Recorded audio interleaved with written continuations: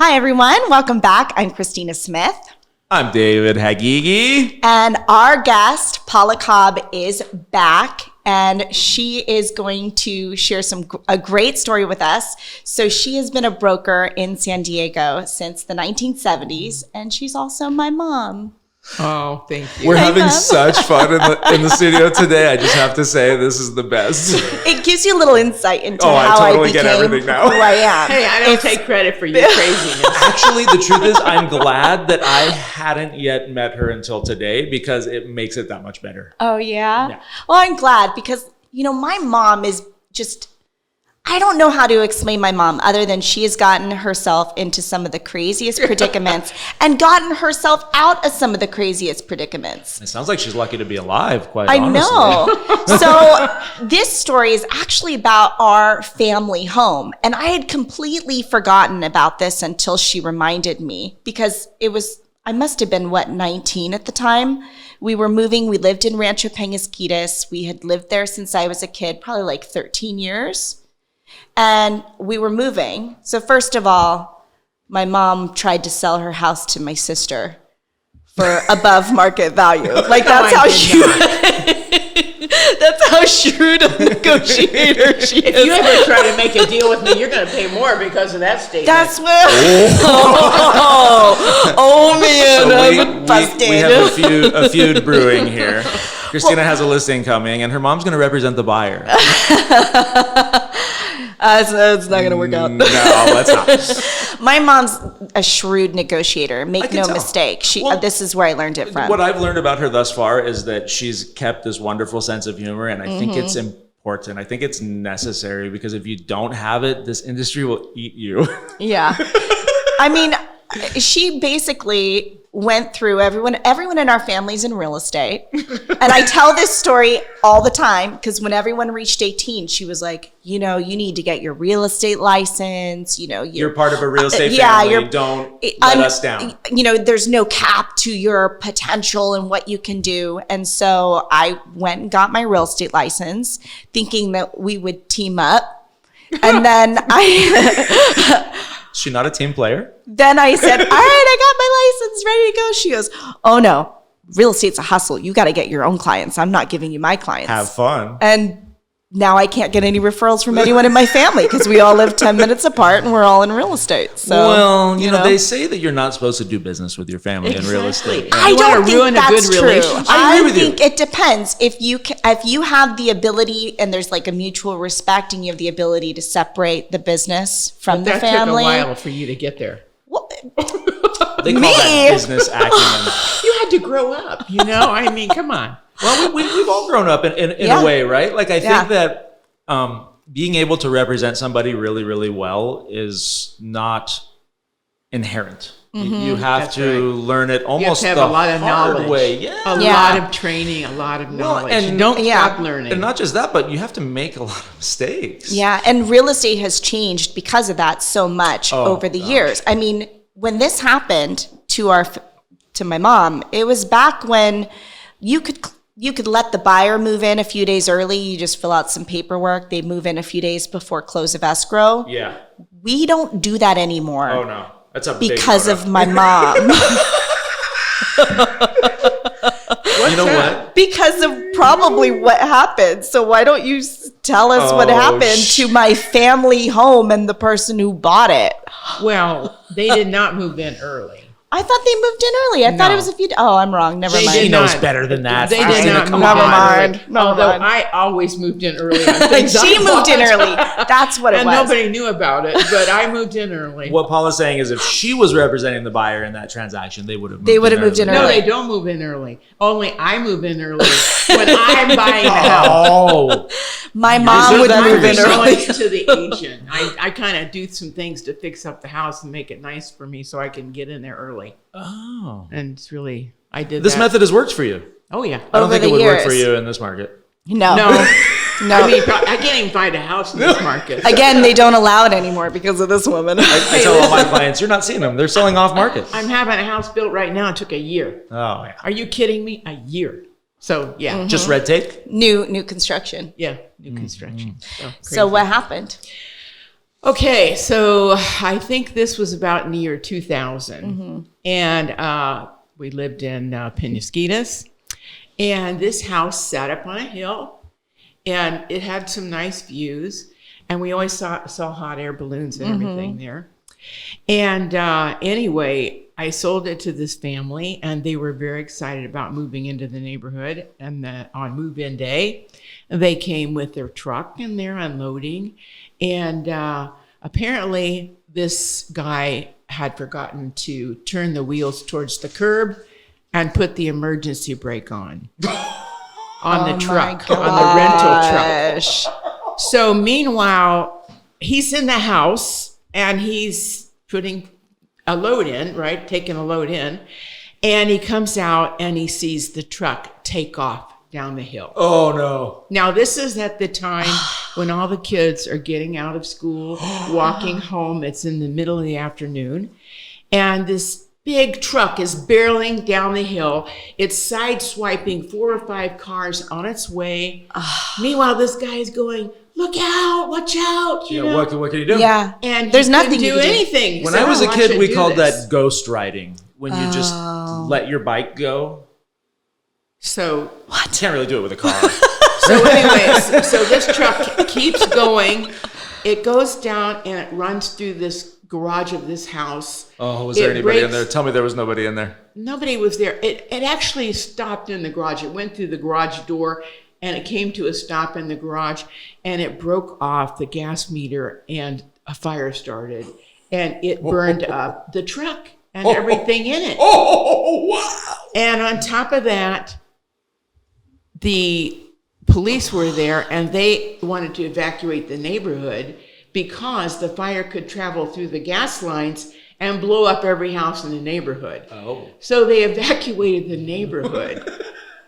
Can you believe that? It was so serious, and this poor buyer of mine was so upset because he wanted to come and be this nice person in the neighborhood. And everybody hated him from day and one. they, and they my hated him, and he felt gosh. so bad I'm because sure they didn't hate he him, but it was couldn't do definitely anything a, about it. a icebreaker. You know, it's interesting because first impressions are that impactful, right? Yes. You know, I do a lot of work for my clients when they enter a new neighborhood. A lot of times I facilitate introductions, knock on neighbors' doors, find out, you know, who's the landscaper, that kind of stuff. Because it's important. You're going to be living there for years. Yeah. That's a really horrible way to start off. it was horrible. And he they had brought in a load like of his couch cushions, but the couch went down the hill with the truck and got burned up. So a lot of the stuff he didn't even know what he had and what he didn't have because it got burned up in That's the so truck. awful. And so it was really not a Must good have been thing. a really interesting sight to see. Well, I'm glad I didn't see it. Oh, you I'm didn't glad see it? no kids got he hit. just Yeah, described, exactly. He just described it to me, but it could have been much worse. I mean, but Oh, already, yeah. look at the damage. Yeah. 4 or 5 cars sideswiped. Minimal damage. House totally obliterated on the garage. Yeah. I mean, the And the insurance garage was alone on burned. dealing with that situation, having to deal with insurance companies. Just no loss of life, like you said, Yes, is a thank big goodness. deal. Oh my because God. Anything could be worse. Well, a vehicle without a pilot. I mean, this was well before drones. Yeah. So, you know, it wasn't a Tesla going down the street without a driver. No, but you know, I mean, I guess She damaged her Tesla the second day she got it. That's just a side story because that just, you know how we talk and like it, she spent all this money on this like special glass coating and like this, and then she hit it on one of those freaking concrete it was beams. it was a little short wall. It was about this tall. And when I turned, I didn't even see the wall. And it just scraped my front bumper. So the ceramic coating didn't protect it. It kind of Yeah. got ripped. Yeah. I hate auto body work. So expensive. I mean, it probably know. cost $4,000 just to fix the front bumper. So- Sorry, I sidetracked us. No, it's okay. I've been driving with this bumper all screwed up for 3 years. Well, we were talking about ghost riding, and then that Yeah. naturally went to Tesla because Elon Musk's vision is for all his cars to drive around with no drivers. I don't know how I feel about that. I don't like it either. I wouldn't be a fan of that. Trust. It all boils down to how much do you trust these computers? I don't trust them that much. I saw no. Terminator way too early in my Yeah. life. Yeah. No. Anyways, so Thanks. Well, I just have to say that no matter what happens in life, this too shall pass. I love that. I do love that. Seriously, I know it was a horrible thing at the moment, but we get through everything. Yeah. It just takes time.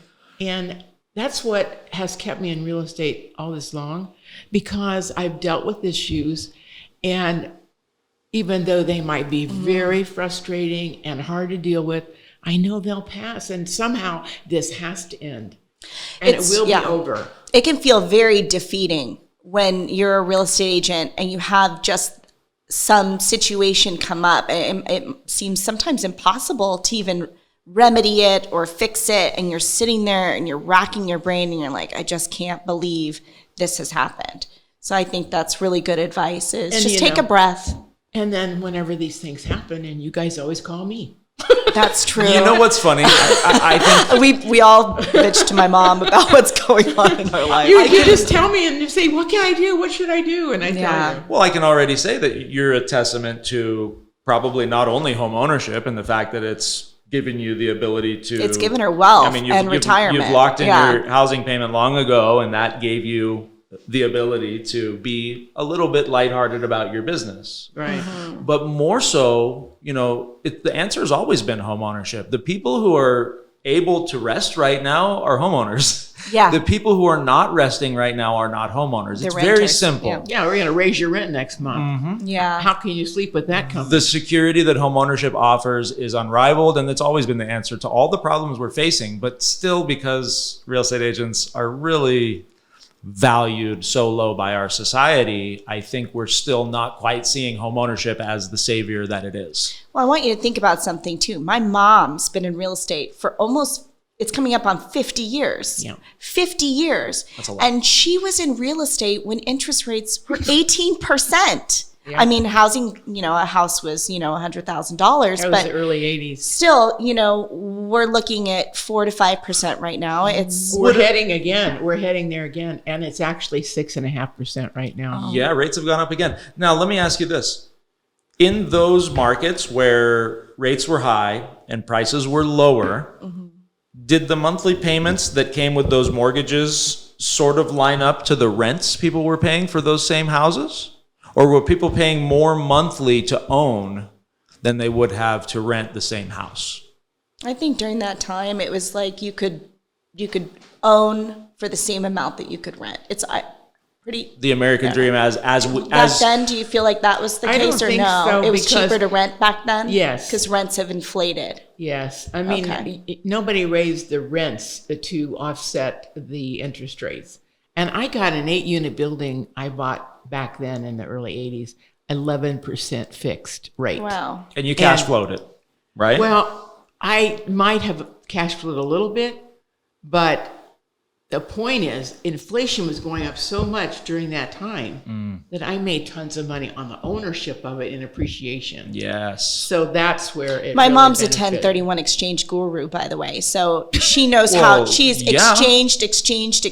After 50 years in this industry, she better be. Yeah. Well, that's the thing. I mean, people don't realize. So they go ahead and they sell a property, and then they buy another one, and then they have to pay tax on the sale. Whereas if they just did a 1031, they wouldn't have to pay any tax. So that money stays in there as part of your investment moving forward. Mm-hmm. And it's a wealth builder for your family. There have been some talks about changes in that IRS tax code, and I sure hope it doesn't change.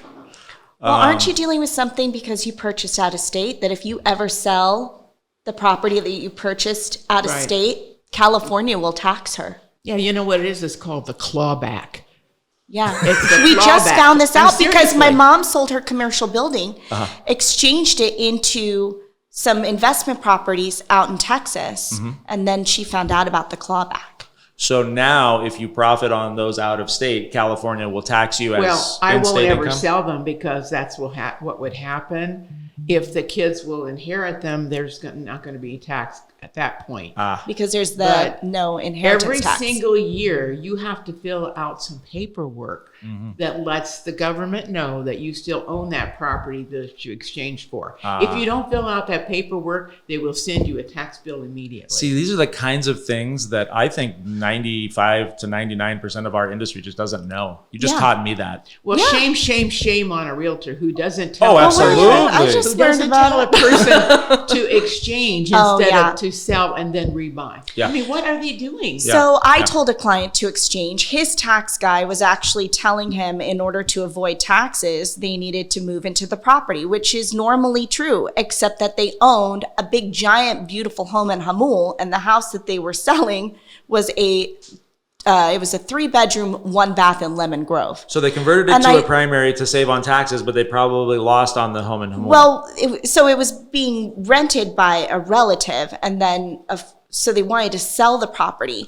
But I'm like, you're not going to move into a little house in Lemon Grove. I'm like, let's sell it, 1031 exchange it into the home that you want to retire in. Exactly. So they purchased a home out in Montana, rented it for a year, sold the home in Hamul, and moved to that. And now it's a primary residence. They avoided paying all the capital gains tax. Exactly. All you got to do is I learned it from her. I learned it from her. Yeah. These are smart moves that you need to think about what you're doing, and you need to educate your buyers. Strategy. And tell them, hey, look, this is what's... If you want to know the trend that I'm seeing, it's that I think first-time home buyers are pretty much out of the market right now. I haven't seen, I closed one last month, but just watching the market and seeing the trends, I'm not seeing anybody without significant down payment money succeeding in getting contracts because of appraisal concerns still. Well, not only that, but mortgages have just dried up because of the interest rates. And we're talking $500 to $800 more a month just in the increase in interest rates. That's right. So it affects your budget. Lot of money. So you have to. So what people have to do if you are a first-time home buyer is you have to adjust your expectation, because if you can no longer afford the 4-bedroom home in Rancho Bernardo, you might have to consider a townhome in Escondido. You just might have to do it. But then in a couple of years, you'll thank yourself, because that's what we call a stepping stone property. Exactly. If you're deferring your entire home search because you can't buy the home that you want, you're making a mistake. Yes. Well, the other reason, too, you want to buy and go ahead and buy now is because later on, when the interest rates do drop back again, you can refi. And when you refi, you're in. Well, and not just that, but higher interest rates mean less competition. Oh, yeah. And I think that the ability to actually get the seller's ear right now, instead of being stuck in a pile of 10 or 20 offers, sounds great. Yeah, you're more likely to even get a credit, and you can utilize that credit to maybe buy down your interest rate a little bit, or apply it towards doing things to the home, keeping that extra money in your pocket. Seller credit. Oh, I just got one from my clients, $11,000 seller credit. Well, if seller credits are back, I think that says something about the market. There's shifts happening here and there. I don't see the demand decreasing in most of the markets that I'm serving, but rent rates are still climbing. Yeah. And I think that that's what's going to govern San Diego or Southern California as a whole, as where the prices stop, is when the rents feel downward pressure. And well, I think there's a little bit of that, but also I think we're starting to see some price reductions. Oh, yeah. I've seen the number over the last few months. Yes. So because the interest rates are higher, prices are going to have to come down. Yeah. And it's going to become more of a buyer's market. Well, I hope so. But no, the truth is this aspirational pricing, everybody wants to try and get a price. And usually they hire a low-cost agent to do that for them because they won't fight it. Just sit there for 60 days, 90 days, and then you'll wise up. Well, I just got a call from an agent yesterday who left me a message asking what's going on with my listing that's pending, because she's like, my listing's been on the market for over 30 days. So now I'm starting to get calls from agents saying, so what's going on? My listing's sitting. Yeah, my listing's going to sit. My listing's sitting. Did your listing sit? How many offers did you get? And I'm getting, hey, you showed my listing. Are you going to put in an offer? We never got those before. That's what Benny said. Yeah. It is like, hey, they're actually calling me for feedback after I show the home. That says a lot about the market. I think all we're starving for is balance. At least for myself, I just want to see more people make the jump, make the sacrifice to protect their families and build the wealth. Even though prices are high, that doesn't mean that it's not a good time to buy. Yeah, and it doesn't mean it's not possible to buy. Look at the history of San Diego. Oh, yeah. Is it cheaper or more money now? Oh, yeah. Gosh, you're right. There's a trend. Yes, there is. What is it you taught me? My mom said that every peak has outperformed the previous peak. Yes. There's always an ebb and flow. I mean, when we crashed, 2006, 7, 8, I mean, housing values went down some areas like by 50%. Yeah. And now we have not only recovered, we've recovered even higher. Yeah. A lot of people who bought during those years and subsequently sold because their home was worth less than what they owed are kicking themselves. Yes. Because now they're trying to buy something else and very challenged to buy it. So it is a commodity. The dynamics right now are really, really weird. There's a lot of traumatized people from that last housing crash. There's a lot of traumatized people who wanted to buy 2 years ago and just didn't pull up their boots enough and get their pre-approval and go shopping. And now they want to buy, but they're seeing the $800 premium on their monthly payment. And that's trauma. Yeah. Right? They don't know what to do. Why not just rent if they're going to pay that much more for their mortgage? Well, because rent rates are rising. So there's only 12 months of security. Rent rates are as high as your mortgage payment would be. That's right. Yeah. So, and then you don't get any of the benefit There's of the payoff. no tax benefit. Yeah. Not only that, you might have to move in a year. Yeah. That sounds horrible. Oh my It God, does. yes. Who That's wants the to worst move? nightmare It of is the anything is having to worst. move all the time because you're a renter. Well, now Well, it's where are we so going hard. this time? Well, how can we find something cheap enough to move into? Try renting a U-Haul. You can't even get a U-Haul right now. No. Oh, I'm You praying can't I'll get a one. U-Haul I gotta right get now? one. Well, you can, but you got to They all reserve went it. out of state. She's moving Reserve to Texas. it a few so, weeks in advance. You're moving to Texas? Amen. Yeah, she'll be I'm out of here. Sayonara. she'll be a part-time resident. Yeah. Something Yeah. tells me she's keeping her San Diego real estate assets. Smart. One, two. Yeah. 2 real estate assets. But the thing of it is, I think San Diego is going to become the land of the elite. Well, it already has. I mean, more so. And she wants to be able to come back. If she liquidates everything and goes, if you're not vested how are you going to come in back? the community and invested in the community, you might not be able to come back. That's Yeah. the truth. The truth is that the Bay Area money has already elevated our household incomes significantly, and it's kind of our responsibility to keep up with it, and it kind of sucks. Yeah. Well, that's why all these people that really can't afford to be here anymore are moving to Tennessee and to Texas and Arizona, Utah, to any place cheap. Idaho. They can find some place cheaper to live. Well, I think some of them will come back if they can afford it. We'll see. I don't know. Real estate in California is crazy. Well, that's right. Real estate is crazy in California and other states, but mostly here in California. No, the truth is that the uncertainty is the enemy. And so real estate and home ownership have always protected us against the uncertainty, which is the enemy. Well, California has always been a land of the fruit and nuts. They just stopped growing walnuts because they can't ship them at a cost because the demand for walnuts is in other countries and most of them are grown in California. So because of the container issues and because walnuts don't last, they don't. That's probably another lie. Well, no, they've ripped It's out a all lie the by the trees. government. Walnuts All do the trees last, are David. up out of the ground. Like these are 30-year walnut trees. We're being lied to. We're being lied to. I wouldn't Walnuts believe last. anything you hear in the news. It's a lie. We found it on YouTube. Walnuts So last. it's true, right? These days you just don't know what to believe. You don't know what to believe anymore. Real estate's crazy. Real estate's crazy. Thanks for joining us, guys. Stay tuned for our next episode. Until next time. Bye. Adios.